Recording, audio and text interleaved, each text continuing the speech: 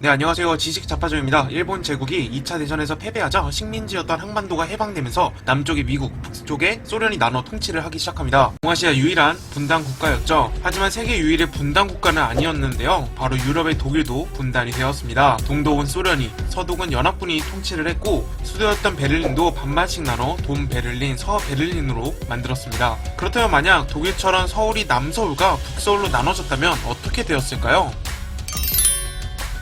우선 서울의 모습이 현재보다 매우 작을 겁니다. 1945년 서울은 현재의 서울보다 훨씬 작은 도시였고 1970년대 서울 대학정을 거치면서 현재의 모습이 되었다고 합니다. 따라서 광복 이후 서울 분단은 인왕상을 기점으로 중앙이었던 중구를 대각선으로 가로질러 현재의 서대문, 마포, 용산, 연두포, 중구가 남서울이고 종로, 동대문, 성동, 성북구가 북서울이 되었을 겁니다. 인왕상을 기점으로 생활권을 분리할 수도 있고 자연 국경선을 토대로 독일이 했던 것처럼 거대한 장벽을 세울 수도 있으니까요. 그리고 서울에 양분했다면 통치 지역은 당연히 북서울은 북한이, 남서울은 한국이 관리하게 될 겁니다. 동독이 동베를린을 관리하고 서독이 서베를린을 관리했던 것처럼 말이죠. 하지만 독일과는 반대의 상황이 펼쳐질 겁니다. 베를린은 공산주의의 동독 내부에 있었기 때문에 서베를린이 공산주의 국가에 둘러싸인 형태로 육지의 섬이라고 불렸는데 북서울은 민주주의에 둘러싸인 공산주의 수도가 된 것이죠.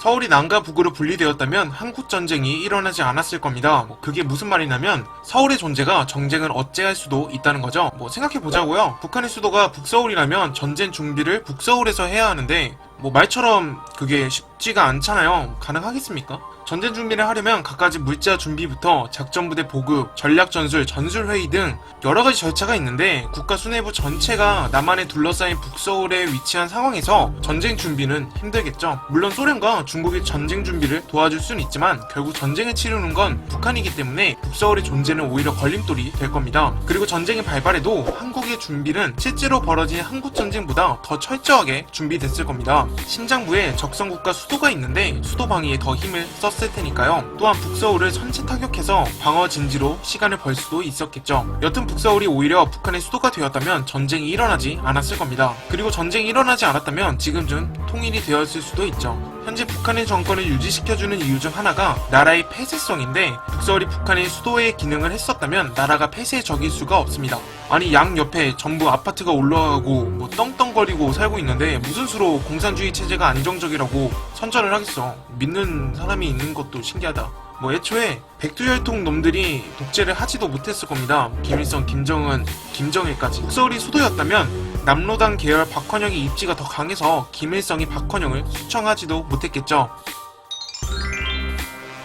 서울 분단 후 통일된 서울의 모습은 남서울과 북서울 지역이 빈부격차가 심할 겁니다. 남서울에 비해 북서울의 발전 상태는 여타 공산주의 국가가 그러하듯 폭망 수준이었죠. 하지만 순기능도 있었습니다. 바로 서울 집중 현상이 현재보다 심하지 않을 겁니다. 사실 수도의 인구 쏠림 현상은 어느 나라든 겪는 현상인데 만약 북한 지원을 얻었다면 서울을 대신할 위치할 도시들이 많기 때문에 굳이 서울로 가지 않을 겁니다. 평양이나 개성 등등 위치도 좋고 역사적으로 수도의 기능을 했던 도시들도 여럿 있으니까요. 따라서 현재 인구 불균형, 아파트 집값 문제를 해결하기가 훨씬 수월했을 겁니다. 아니면 서울을 행정수도로 애초에 부산이나 평양을 남북의 경제 중심지로 만들 수도 있겠죠.